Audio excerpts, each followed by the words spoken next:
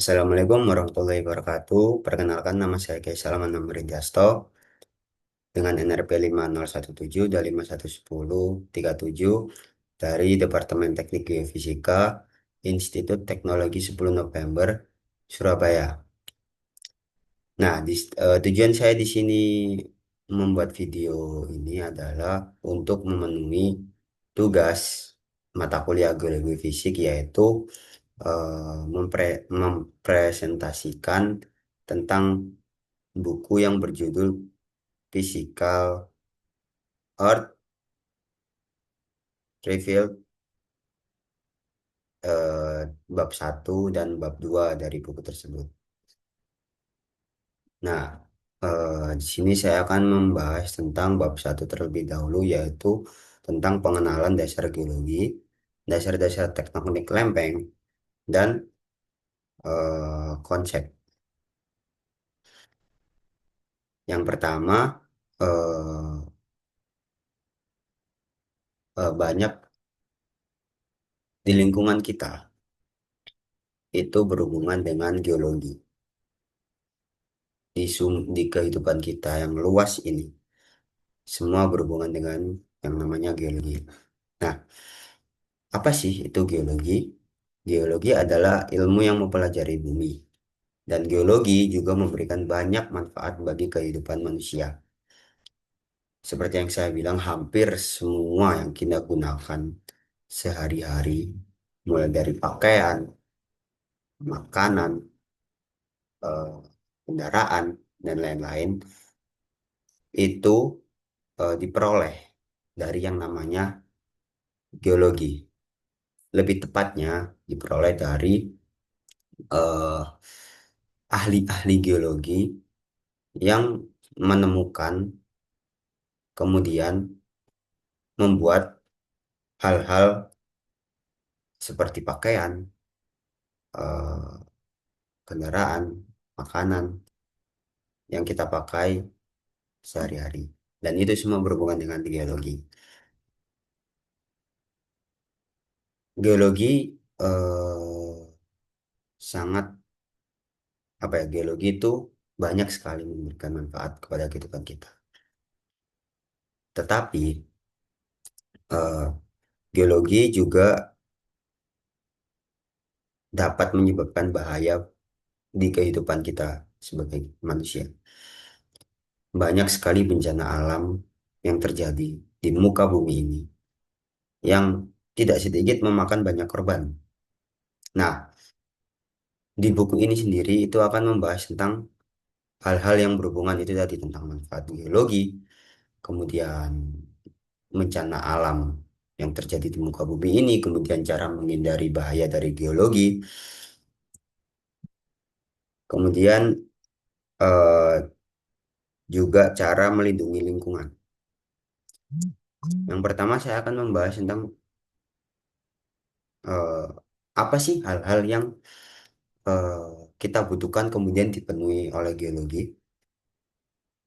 Sebut saja kita ini sangat bergantung pada bumi sebagai sumber energi dan bahan baku untuk menunjang kehidupan kita. Hampir semua benda yang kita pakai di kehidupan kita sehari-hari itu berhubungan dengan geologi atau lebih tepatnya berasal dari sumber daya alam yang ada di dalam bumi. Contohnya ada minyak bumi, batu bara, logam, non-logam, emas, timah, tembaga, dan lain sebagainya.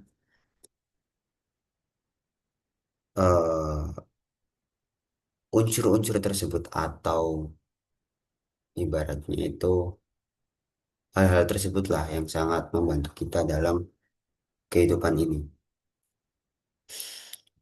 Banyak sekali ahli-ahli geologi atau mungkin bahkan orang-orang biasa masyarakat di bumi ini yang bisa memanfaatkan sumber daya alam tersebut dengan baik dan sangat berguna di kehidupan mereka.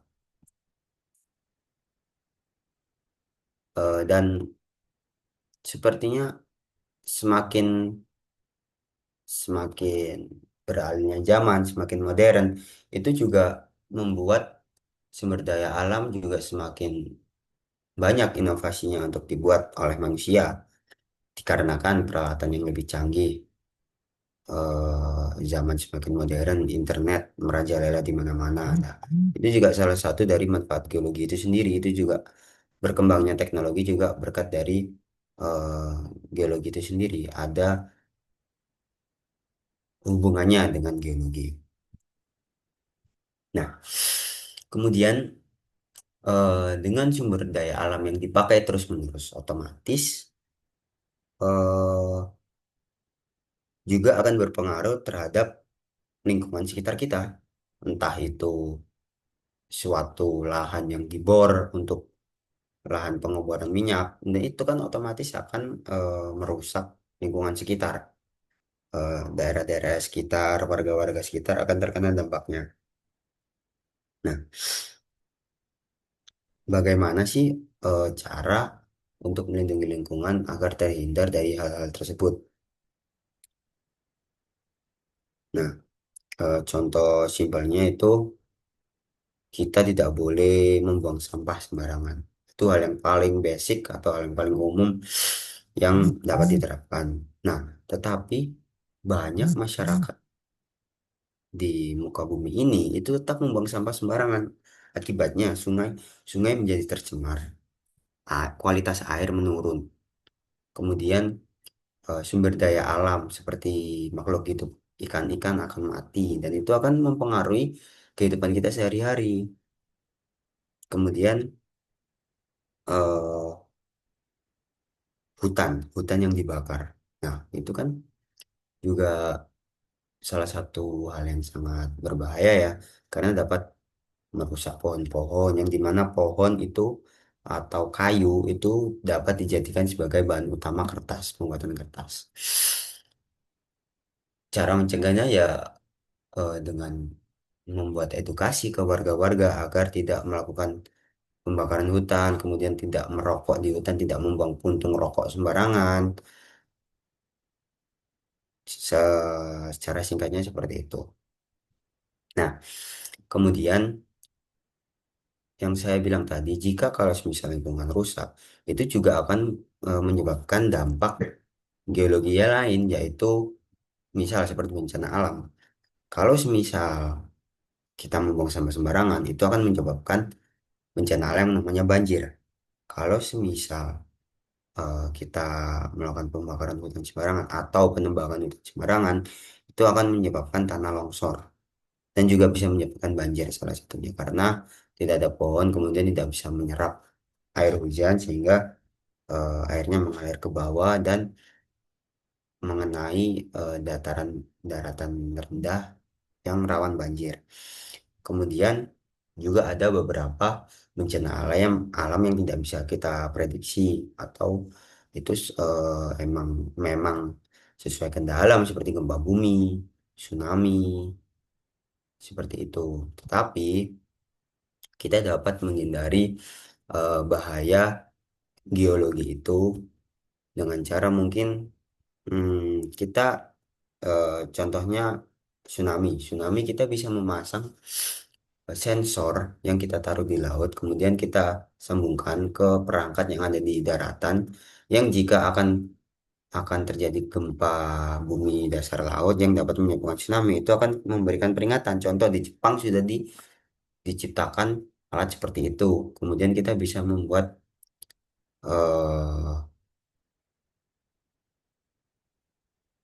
tentang peta, perpetaan yang itu di mana daerah di perbatasan itu rawan longsor.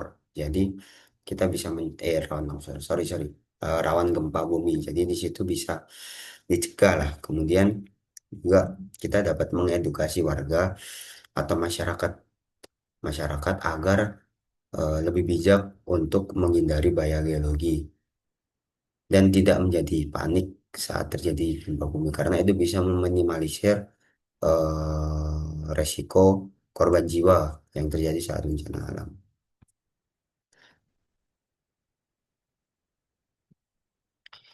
Nah, kemudian selanjutnya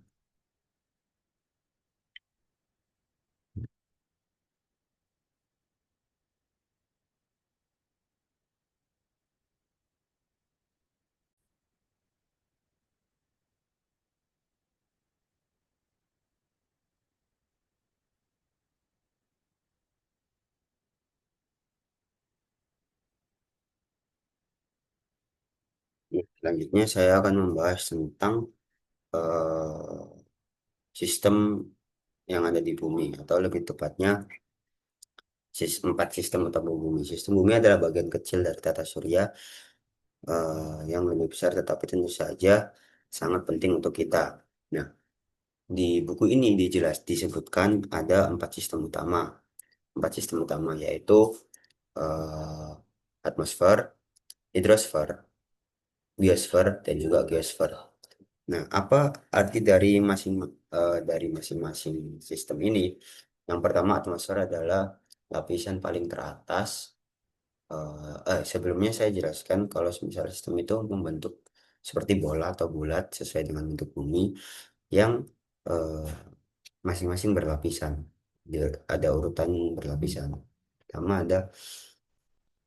eh, ada atmosfer.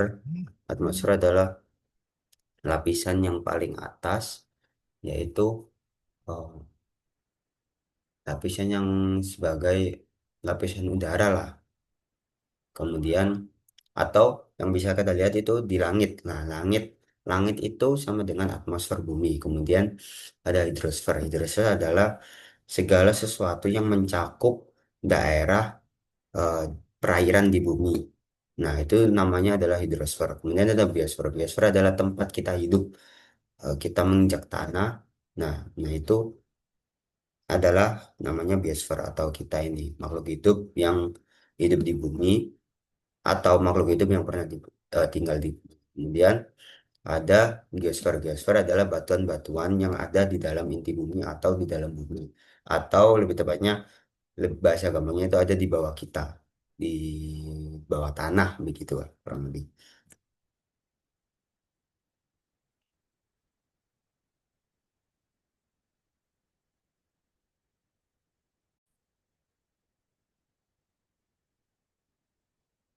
Kemudian setelah menjelaskan sistem bumi, saya akan menjelaskan tentang eh, teori lempeng tektonik. Nah, ini masih berada di chapter satu ya teman-teman. Jadi eh, teori lempeng tektonik sendiri itu adalah eh, jadi gimana ya saya menjelaskan. Pokoknya teori lempeng tektonik itu sama pentingnya dengan teori relativitas untuk fisika, teori atom untuk kimia, atau evolusi untuk biologi. Nah, teori lempeng tektonik sendiri itu diterima banyak oleh ahli geologi sebagai pemersatu, atau atau bisa disebut yang menyatukan segala ahli biologi. Karena teori lempeng tektonik menjelaskan banyak fenomena geologi yang tampaknya tidak terkait. Eh, Kemudian lempeng tektonik itu menganggap bahwa litosfer dipecah menjadi lempeng yang bergerak. Kemudian sepanjang batas lempeng yang tersebut,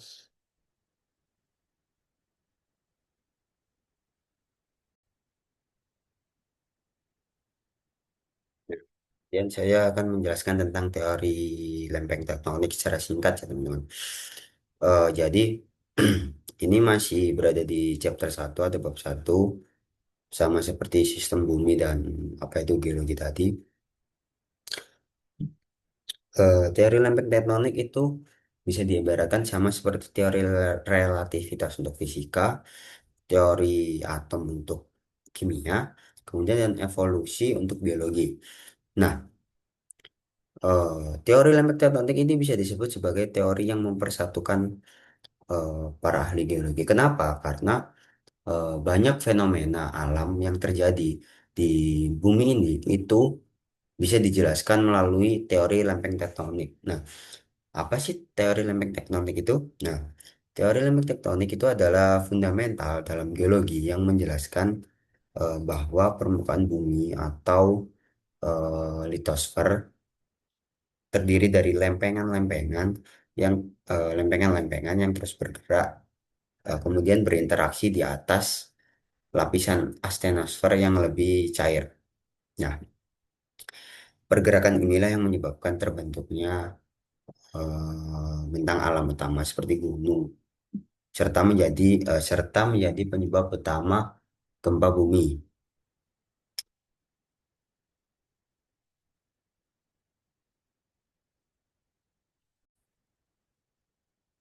Berikutnya saya akan menjelaskan secara singkat tentang batas konvergen.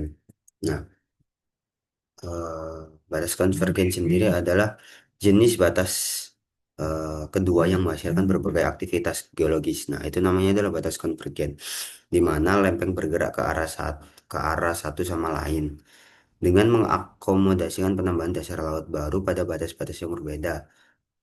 Kemudian penghancuran dasar laut, laut lama pada batas-batas konvergen memastikan bumi tidak tumbuh dalam ukuran. Nah, di batas konvergensi sendiri itu ada namanya konvergensi. Nah, konvergensi adalah proses menyatukan berbagai elemen yang berbeda, bisa seperti itu. Jadi di bumi sendiri itu ada konvergensi eh, samudra benua, samudra dan benua-benua. Itu adalah yang dibahas di buku ini. Jadi apa itu konvergensi samudra benua? Nah, jadi eh, jika satu satu lempeng ditutup oleh kerak samudra dan yang lainnya oleh kerak benua, lempeng benua yang kurang padat dan lebih apung akan mengesampingkan lempeng samudra yang lebih padat. Nah, itu namanya adalah konvergensi samudra benua. Kemudian ada eh, konvergensi lautan samudra. Jadi, konvergensi lautan samudra adalah jika kedua lempeng konvergen bersifat samudra, lempeng yang lebih padat akan subduksi di bawah lempeng yang kurang padat. Kemudian ada konvergensi benua-benua. Jika kedua lempeng konvergen bersifat benua, proses deformasi geologis yang sangat berbeda terjadi di batas lempeng. Litosfer kontinental jauh lebih padat daripada mantel di bawah dan oleh karena itu tidak ada lempeng yang disubduksi.